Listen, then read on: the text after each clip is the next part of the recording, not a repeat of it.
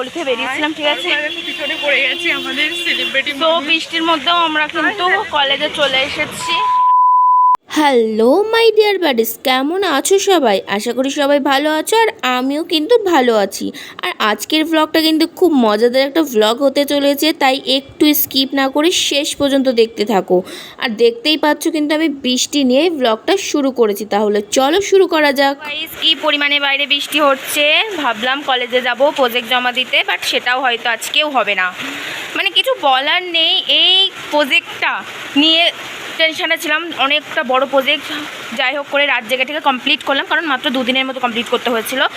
আর অনেকটা বড় লেখা ছিল, মানে প্রচুর বড় প্রজেক্ট ছিল। তো যাই হোক শেষমেশ কমপ্লিট করেছি, কিন্তু এই আকাশের যা অবস্থা, আমার মনে হয় না যে আমরা আজকে কলেজে যেতে পারবো, ঠিক আছে।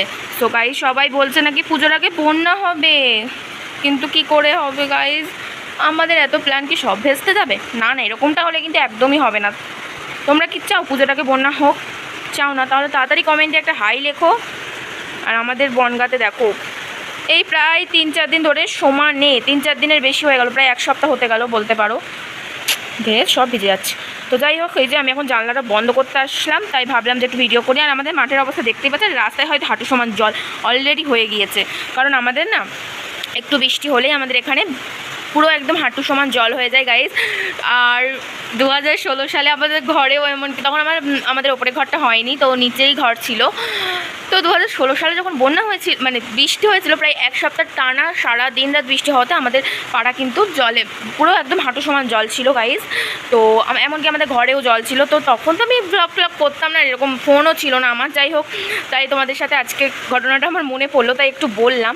আর দেখতেই পাচ্ছ কীরকম, মানে প্রায় 10 মিনিট বৃষ্টিতে এই অবস্থা।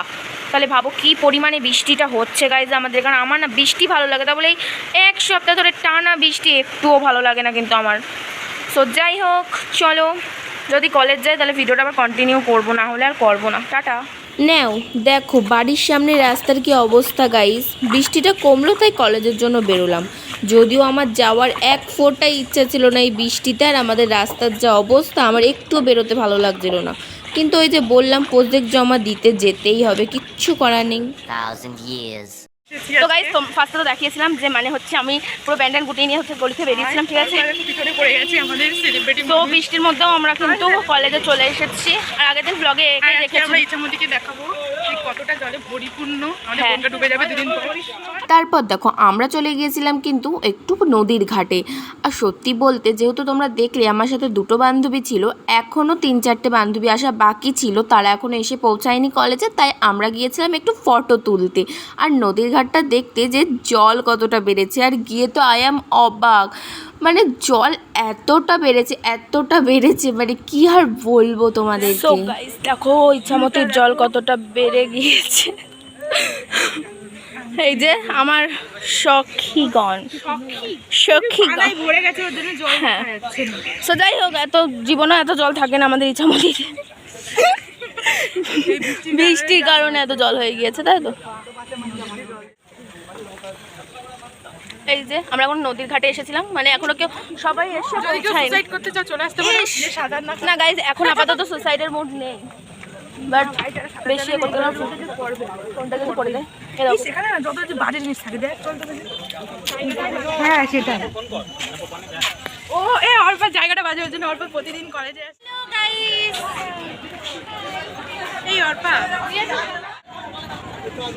গাইজ দেখো পেছন ফিরে বসে আছে।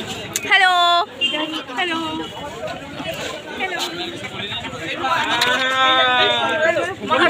তারপর দেখো আমি নিজেও বুঝতে পারলাম না যে এনার হুট করে কি হয়েছে, ভিডিওতে এইভাবে মুড চেঞ্জ কিভাবে হয়ে গেল, আই মিন বাংলার 5 কেন হয়ে গেল কি জানি বাবা। যদিও জানো তো ও মাঝে মাঝে ভীষণ সিরিয়াস হয়ে যায়, আমরা নিজেরাই বুঝতে পারি না, হুটপাট করে ওর মুড চেঞ্জ হয়ে যায় গাইস। আর সত্যি বলতে এদের সাথে থাকলে আমার ভিডিও কন্টিনিউর কথা একটুও মনে থাকে না, তাও আমি এত অবধি করেছিলাম, তারপরে আমার সত্যি মনে ছিল না সেই জন্য আর ভিডিওটা কন্টিনিউ করা হয়নি শেষ পর্যন্ত। যাই হোক, আর আমরা কলেজ গেলে কিন্তু গাইজ প্রচণ্ড পরিমাণে এনজয় করি, আড্ডা মারি আর খুব মজাও করি।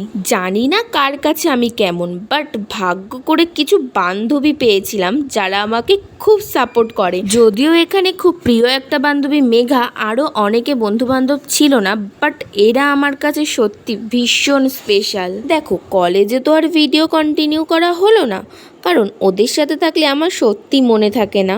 আর আমরা কিন্তু রিলস করেছিলাম, সেগুলো আমার ইনস্টাগ্রাম চ্যানেলেই পেয়ে যাবে, পূজা বৈদ্য অফিসিয়াল, সার্চ করো আর গিয়ে তাড়াতাড়ি ফলো করো আর ভিডিওগুলো দেখে আসো, কেউ কিন্তু মিস করো না।